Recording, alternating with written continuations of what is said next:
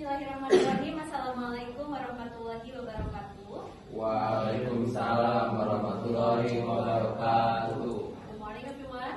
Morning, Miss. How are you today? Okay. Well, before we start our lesson today, let me check your attendance. So if I call your name, you can raise your hand or say I'm present. Yeah? Bintang. Good. Okay. Haikal. Present. Salma. Present. Sandy. Present. And Shara. Present. Okay, so everybody is here, yeah? By the way, do you still remember what is our lesson last week? Conversation. Yeah, it's about conversation, especially exchange structure, yeah, in conversation. So I have asked you to submit your assignment, yeah, regarding that, and I will give you the feedback tomorrow.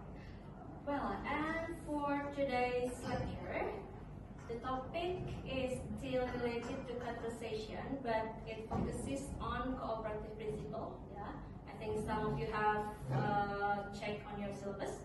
So it's about cooperative principles in a conversation. Okay, cooperative. Okay, it means that in a conversation we have to be cooperative. What does it mean? Okay, how to be cooperative in a conversation? Can you guess being cooperative in a conversation?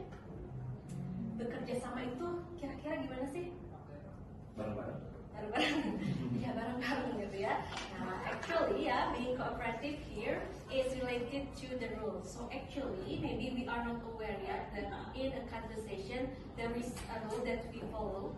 Yeah, but maybe we are not aware gitu ya. So imagine ya, what would happen to language if there were no rules to follow?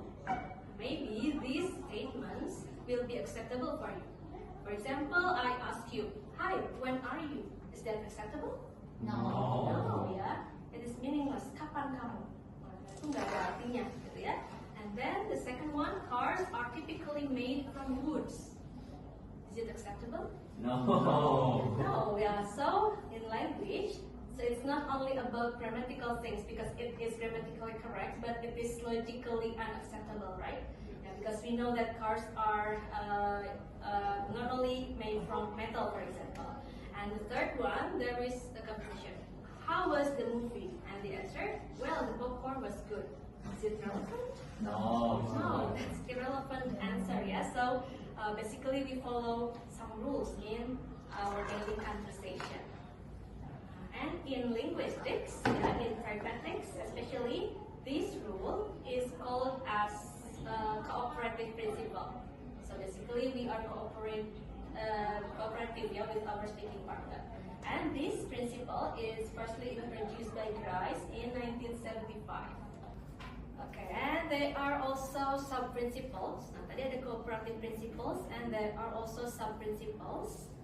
Nah, sub-principles berarti kan bagian ya, part of the principle itself, and it is called as Grice maxims because it is introduced by Grice, yeah, and the term for sub-principle is called maxims, and there are four maxims. The first one is maxim of quality, maxim of quantity, maxim of relation, and maxim of manner. And we are going to learn these sub-principles. But before that, I'd like you to know the learning objective for today. So, in the end of this session, the students are able to identify and apply Grice maxims in daily conversation examples. That's the objective. And these are main activities for today. The first one is lecture and discussion session, and after that there will be quiz, okay, to identify the maxims. And last activity will be pair work. Yeah, I will ask you to apply the maxims in short dialogues. Okay. Yeah. So let's move to the lecture session.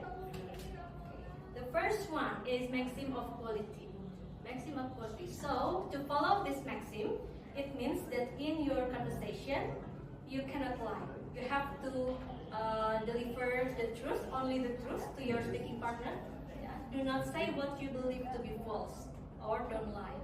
And do not say that for which you lack adequate evidence. So, what you are saying should have you have to prove, ya. You have to prove what you are saying. That means that you follow maxim of quality. Kualitas, jadi kebenaran, gitu ya. This is the example. For example, someone asks you, what is Mrs. Tian Budiarti's profession? So if you answer, well, she is an actress, it means that you don't follow this maxim, yeah, maxim of quality. Because the truth is, she is an English lecturer. Okay. Oh, there is an S here. It should be deleted, yeah. Okay, she is an English lecturer, so it means you follow this maxim. And the next one is maxim of quantity. Quantity, ya, ini berarti berhubungan dengan jumlah nih.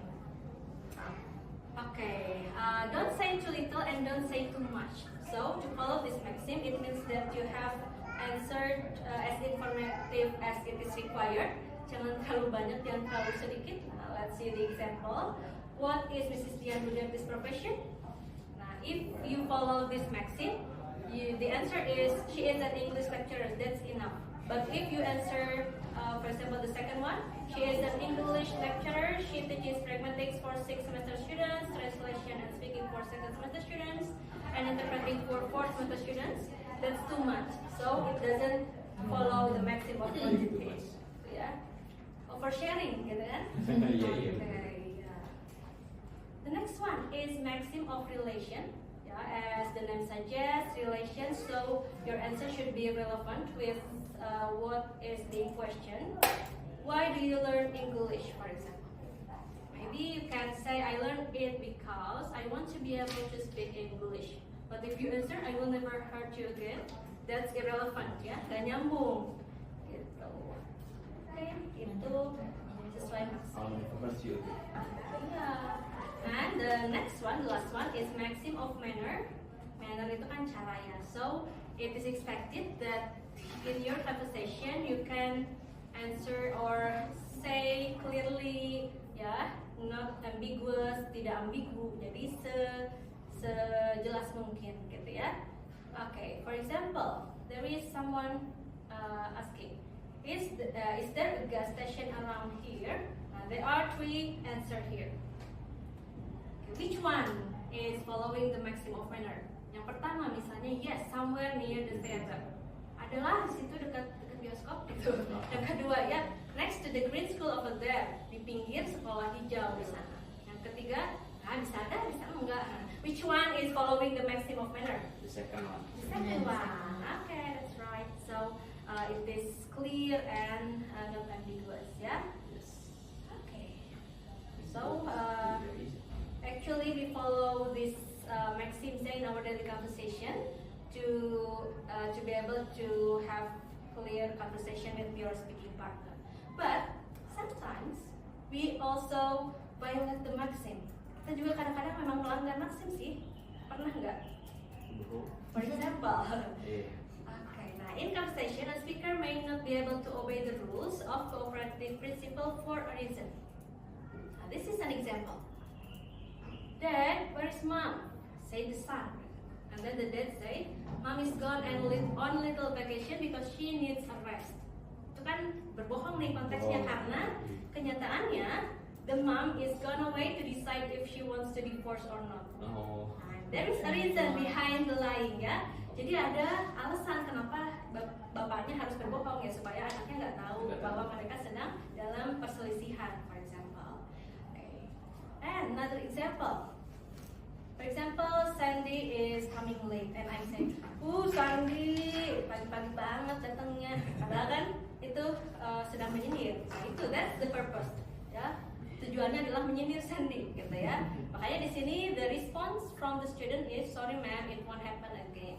Nah, berarti di sini muridnya juga tahu diri, gitu ya, dia aware akan kesalahannya dan maksud dibalik ucapan dari gurunya, gitu, atau dosennya. And the next example, did you enjoy the movie? Well, it was long and slow in some parts, but overall it was pretty good. Jadi ini bagus atau enggak nih? Nah, it's violating the maxim of manner karena enggak secara gamblang bagus atau enggak, gitu ya.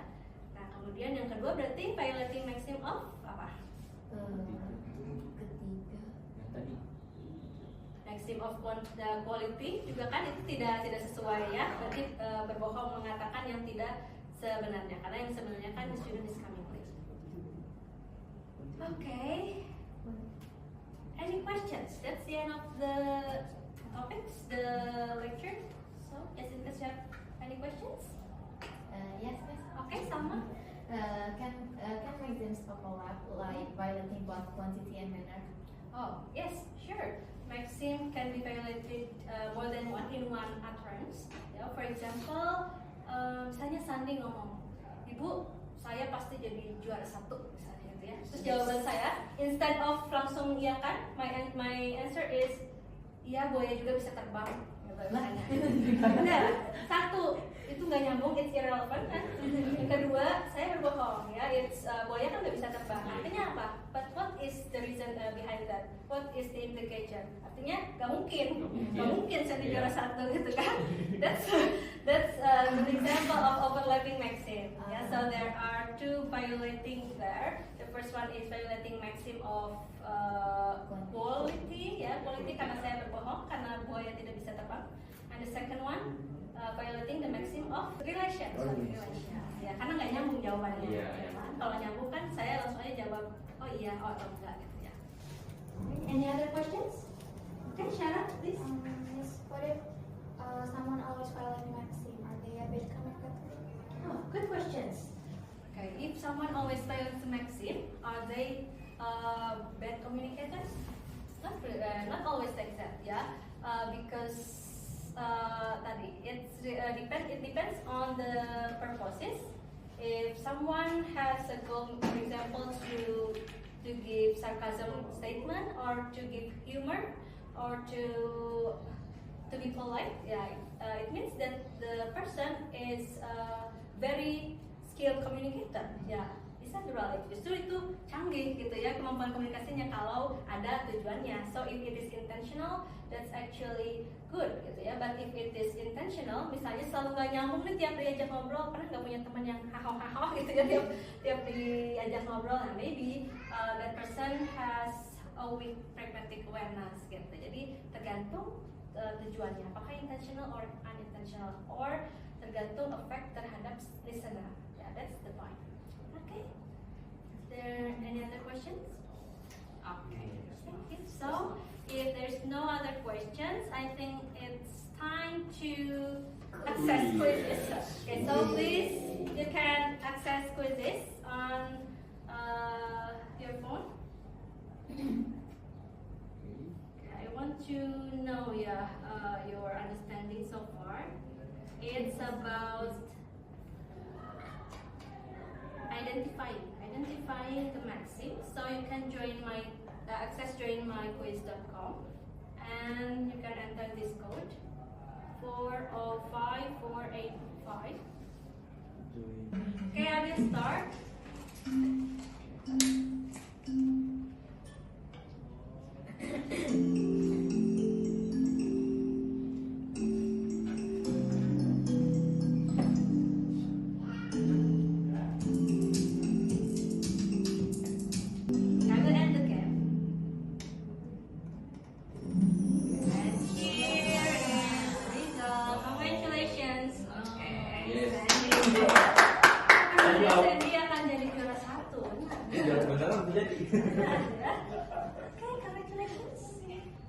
To go deeper, I will move to the next activity.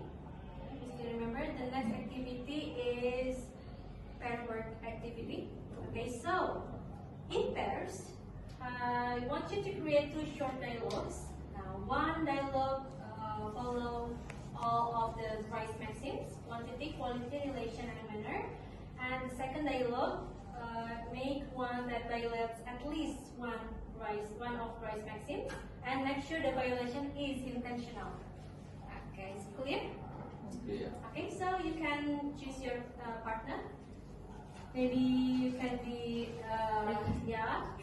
three students in a group. That's okay. And Bintang will be with Sarah. Yang quality kan terus hasil Kalau quantity seimbang. nanti di sini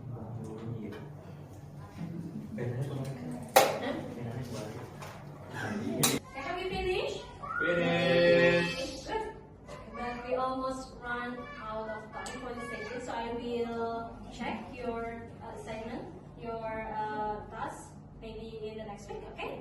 Okay. But so here is the conclusion, yeah, for today's topic.